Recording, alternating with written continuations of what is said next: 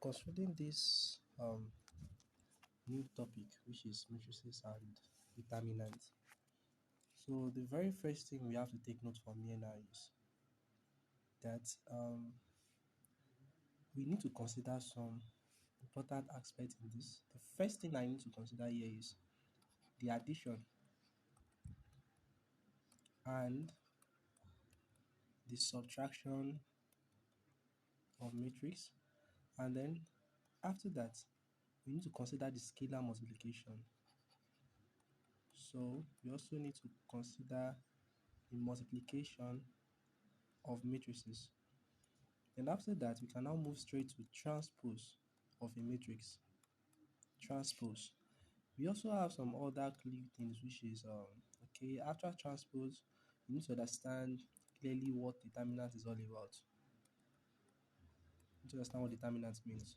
So before you move straight to inverse of matrix, you need to understand what we call adjoint of matrices. So you need to understand what adjoint means, and then before you now go ahead with what? With inverse of matrices. Then after that, the seventh one is you should understand what cofactor is all about also. Cofactor. So now let's pick it one by one. Now considering this first one, we have to take notes. We have the addition and the subtraction of matrices. So suppose we have matrix A given as which is given as 2 1 1 3, and we also have matrix B which is given as 4 2 1 3. If I want to find the addition, which is A plus B, you know what that means. You have to add whatever you have in this position and whatever you have in this position, add them together. 2 plus 4. At the same point, you have 6. And 1 plus 2, we have 3.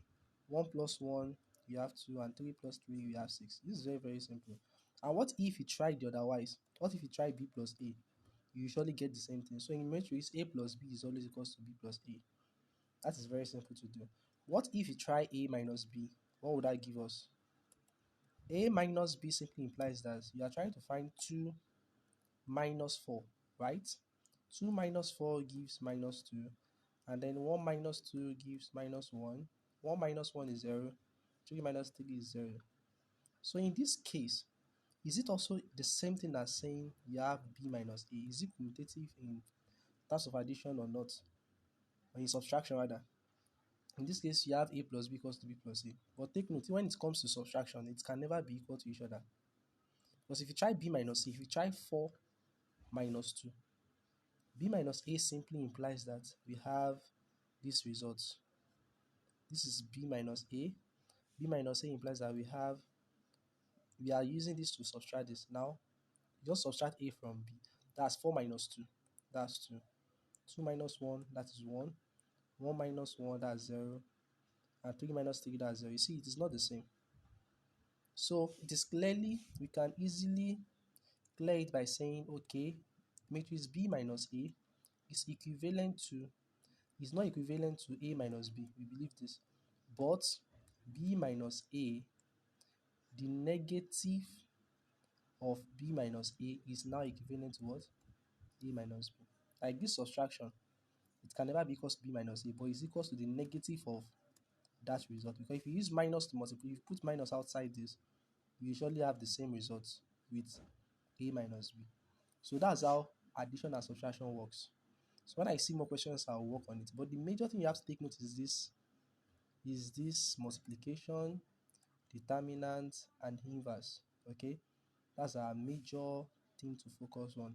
So next thing is to do with multiplication of matrices.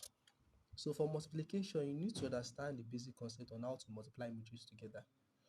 If you are given a matrix A to be 2 1 5 2, let's say 5 3, and matrix B is given as 1 minus 2 minus 3 4. So I can decide to find A times B and some other ones. Okay,